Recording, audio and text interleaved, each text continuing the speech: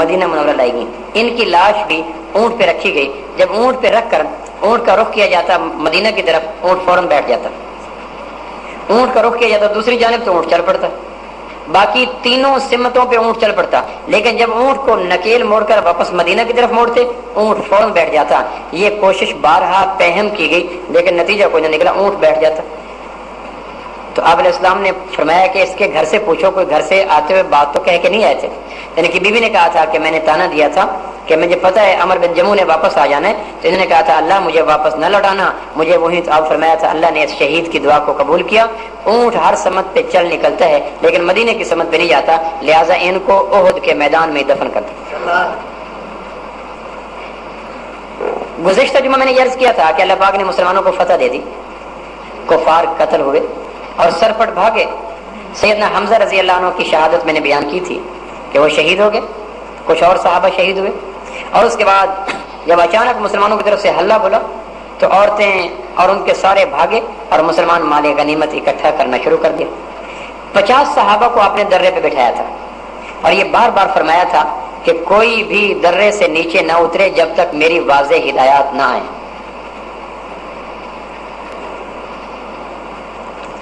یہاں تک فرمایا تھا کہ ہماری لاشوں کو آسمان کے پرندے کھا جائیں, جنگل کے درندے نوچ ڈالیں, کافروں کے گھوڑے ان کو روند ڈالیں, ہماری تیکا بوٹی کر دیں, جب تک میرا حکم تم تک نہ پہنچے تم نے یہ گھاٹی نہیں چھوڑی. مشرکین کی طرف سے احد میں 2 بڑے بڑے سپہ سالار آئے تھے, خالد بن ولید اور اکرمہ بن ابی جہل. بعد میں یہ دونوں مسلمان ہو گئے, دونوں صحابی بنے, لیکن احد میں یہ دونوں مشرک تھے اور مسلمانوں کی بظاہر شکست کا باعث بھی یہی دونوں بنے تھے. اللہ نے مسلمانوں کو فتح دے دی, مال غنیمت اکٹھا ہونا شروع ہوا. مشرکین تو حد نظر بھاگ گیا. صحابہ کہتے ہیں کہ ہم نے عورتوں کو دیکھا جوتے پھینک کر, سروں کی اوڑھنیاں پھینک کر, اپنی چادروں کو سنبھالتے ہوئے دیوانہ وار بھاگ رہی تھی مشرکین کی عورتیں, کیونکہ مشرک بزدل ہوتا ہے اس لیے کہ اس کے کرنے والے کئی ہوتے ہیں. اب مومن مواحد ہوتا ہے کیونکہ اس کا کرنے والا اکیلا ہوتا ہے. تو اتنے میں وہ صحابہ جو بیٹھے تھے درے پر, عبداللہ بن جبیر رضی اللہ عنہ ان کے ایک قائد تھے, سفید وردیاں انہوں نے پہنی ہوئی تھی, اور ایک پہاڑ کا درہ تھا جہاں آپ نے بٹھایا تھا کہ اگر دشمن پہاڑوں کے پچھلی جانب سے پلٹ کے آئے تو تم نے اوپر سے تیر اندازی کرنی ہے تاکہ دشمن ہم تک پہنچ نہ سکے. 2-3 دفعہ خالد بن ولید اور اکرمہ بن ابی جہل نے اس درے پہ چڑھنے کی کوشش کی, لیکن آپ صلی اللہ علیہ وسلم کی اس ماہرانہ تجویز اور عسکری سوچ کی وجہ سے جب وہ اوپر چڑھے, اوپر سے جو 50 تیر اندازوں نے تیر پھینکے تو وہ کوئی بھی اوپر نہ چڑھ سکا. نتیجہ یہ ہوا کہ دشمن بھاگ گئے, کافر مارے گئے اور مال غنیمت اکٹھا ہونا شروع ہو گیا. جب مال غنیمت اکٹھا ہونا شروع ہوا تو ان 50 میں سے 40 صحابہ نے اپنے امیر سے کہا کہ وہ بیچارے زخمی ہیں, اعضاء کٹے ہوئے ہیں, خون رس رہا ہے اور جنگ کی بھٹی میں سبھی نکلے ہیں, تو مہربانی کریں. زور سے پہلے کی بات ہے, صبح جنگ شروع ہوئی اور زور سے پہلے کام ہو گیا, تو اگر کہو تو ہم چلے جائیں اور وہ ستوؤں کے بورے اور کھجوروں کی بوریاں اور بڑے بڑے وہ چیزیں وہ اٹھا کے ان کو اکٹھی کریں, وہ تو زخمی ہیں, اور زخمیوں کی مرہم پٹی بھی کریں. اس حضرت عبداللہ بن جبیر نے کہا ہمیں آپ صلی اللہ علیہ وسلم نے منع کیا تھا. انہوں نے کہا منع کرنے کا مقصد جنگ کے اندر وہ حالات تھے, اب تو وہ دیکھو دور تک ان کی گرد و غبار بھی نظر نہیں آ رہے مشرکین کی, اب ہمیں جانا چاہیے. حضرت عبداللہ بن جبیر نے کہا تھا ہمیں یہ حکم تھا کہ جب تک 2 ٹوک میرا حکم نہ آئے تم نے درہ نہیں چھوڑنا. 40 صحابہ نے کہا آپ بات کی گہرائی یا منشا تک نہیں پہنچے. مقصد یہ تھا کہ جب تک میدان 2 ٹوک ہمارے ہاتھ میں نہ آ جائے تب تک تم نے نیچے نہیں اترنا, اور میدان تو اپنے ہاتھ میں آ چکا, کیونکہ میدان کے ہاتھ آنے کی آخری دلیل یہ ہوتی ہے کہ جب ایک لشکر دوسرے کا مال غنیمت بھی اکٹھا کرنا شروع کر دے تو سمجھ لیا جائے کہ میدان ہاتھ میں آ چکا. یہ آخری نشانی ہوتی ہے فتح و شکست کی, اور وہ دیکھ رہے ہو سامنے آ چکی.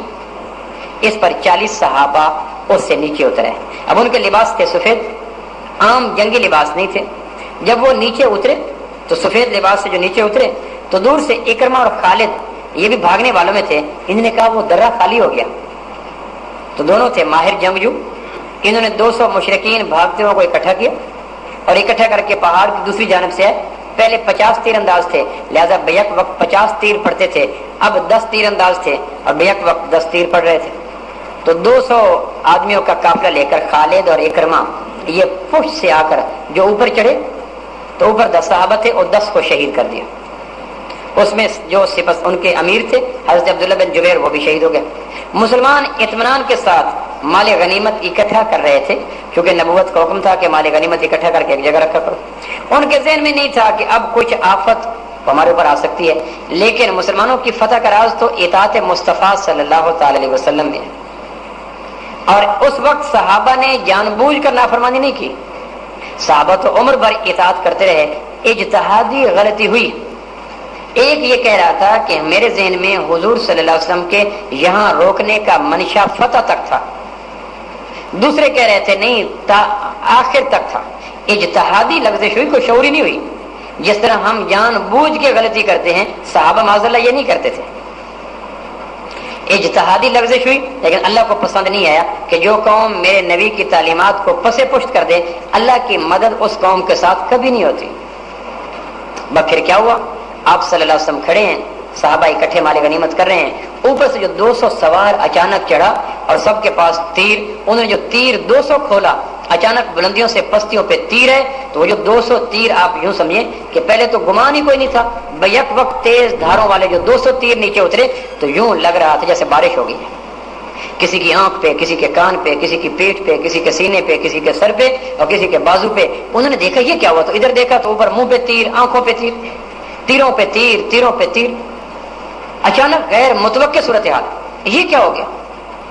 یہ تو ہمارا درہ تھا اور انہیں تو پتا تھا کہ ہم فتح کر چکے۔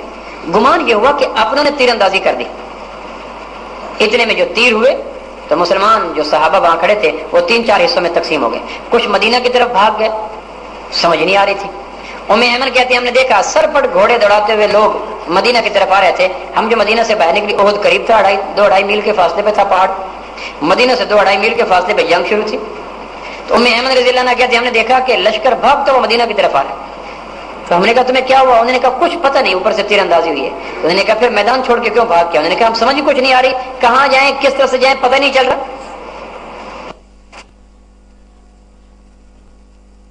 بیٹھ کے چرخے کے روئی کا تو اور ہمیں تلواریں دو، ہم جاتی ہیں میدان میں۔ یہ ایک تانا تھا بھرپور۔ کچھ صحابہ احد کے پہاڑوں کی طرف بھاگ گئے اور کچھ اور بھگدڑ یوں مچی تلوار کہ صحابہ نے صحابہ کو شہید کر دیا۔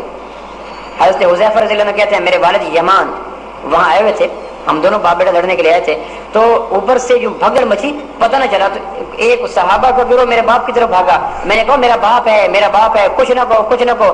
حضرت یمان نے کہا میں صحابی ہوں، لیکن اوپر بھگدڑ یوں مچی ہوئی تھی، کھلبلی یوں تھی، غیر متوقع کیفیت، کسی کے حاشیے خیال میں بھی نہیں تھا کہ اوپر سے یوں ہوگا۔ تو اپنوں نے تلواریں اٹھا کر میرے سامنے میرے باپ کو شہید کر دیا۔ اور میں چلاتا رہا اللہ کے بندو یہ میرا باپ ہے، حضور کا صحابی ہے، تمہارا بھائی ہے، اپنے سپاہ کا لشکر ہے، مومن ہے، لیکن ایک یوں گہما گہمی کی فضا اور حواس باختگی کا عالم تھا کہ کچھ پتہ نہیں چل رہا تھا۔ ایک تو یہ واقعہ ہوا جس کی وجہ سے صحابہ کو بڑی پریشانی ہوئی اکثر، اور پھر جب دیکھا کہ کوئی ادھر کچھ ادھر۔ دوسرا یہ ہوا کہ مسلمانوں کا جھنڈا حضرت مصعب بن عمیر رضی اللہ عنہ کے ہاتھ میں تھا۔ کافر کی سب یا میدان جنگ میں سب سے بڑی، اس زمانے کو سامنے رکھیں تو سب سے بڑی حکمت عملی یہ ہوتی ہے کہ جس کے ہاتھ میں جھنڈا ہے وہ جھنڈا گرایا جائے۔ جھنڈے کا گرنا یا سپہ سالار کا قتل یہ ایک لحاظ سے پوری سپاہ کا نقصان ہوتا ہے۔ جھنڈا گر گیا تو اس پر بھر بھاگے، انہوں نے کہا مسلمانوں کو، مشرکین پلٹ کے آگے، مسلمانوں کو کچھ پتہ نہ چلا۔ ابن کمیہ ایک مشرک تھا، اس نے کہا جھنڈا کس کے ہاتھ میں؟ انہوں نے کہا مصعب بن عمیر کیا؟ اس نے کہا جتنا جلدی ہو جھنڈا گراؤ، جھنڈا گراؤ۔ تو وہ بھاگا اپنی تلوار کو لے کر، حضرت مصعب رضی اللہ لڑ رہے تھے، اکثر سپاہ تو منتشر ہوگی، وہ جو بنی ہوئی لائنیں تھیں اور سپاہ تھی اور ترتیب تھی وہ نظم و ضبط ختم ہو گیا، جس کا جدھر منہ آیا ادھر بھاگ کھڑا ہوا۔ اب وہ جو بھاگا ابن کمیہ اس نے آ کر زور سے مارا تلوار اور حضرت مصعب شہید ہو گئے اور جھنڈا گر گیا۔ بس جھنڈا گرنا تھا تو مسلمانوں کا جھنڈا ہی نظر نہ آیا، اس سے اور حوصلے پست ہو گئے۔ تیسرا المیہ یہ ہوا احد میں کہ حضرت مصعب بن عمیر کی شکل تھوڑی تھوڑی سید دو عالم صلی اللہ علیہ وسلم سے ملتی تھی۔ جب حضرت مصعب شہید ہوئے تو ابن کمیہ نے کہا محمد بن عبداللہ قتل ہو گئے۔ بھائی یہ آواز پڑنی تھی تو رئی سے کسر بھی جو حوصلے تھے مسلمانوں کے وہ ختم ہو گئے۔ انہوں نے کہا جھنڈا گر گیا، تیروں کی بارش آ گئی اور جانے دو عالم شہید ہو گئے، اب کیا کرنا ہے؟ یہ کہہ کر جو بچے کچھ مسلمان تھے انہوں نے بھی تلواریں پھینک دی، نیزے پھینک دیے، ڈھالیں اتار دی۔ اور کہا جلدی عبداللہ بن ابی جو منافق تھا اور 300 سپاہ کو لے کے واپس چلا گیا تھا، مدینہ منورہ سے آیا تھا اور واپس چلا گیا تھا، میں نے پچھلی دفعہ عرض کیا تھا، اس نے کہا تھا کہ جنگ مدینہ کے اندر لڑی جائے، صحابہ کی چاہت پہ باہر لڑی گئی، تو عین میدان جنگ میں مسلمانوں کو تکلیف دینے کے لیے 300 سپاہ کو لے کے واپس چلا گیا۔ جب مسلمانوں نے دیکھا کہ اب تو کوئی حال نہیں، جانے دو عالم شہید، جھنڈا سرنگوں، صحابہ پے در پے زخمی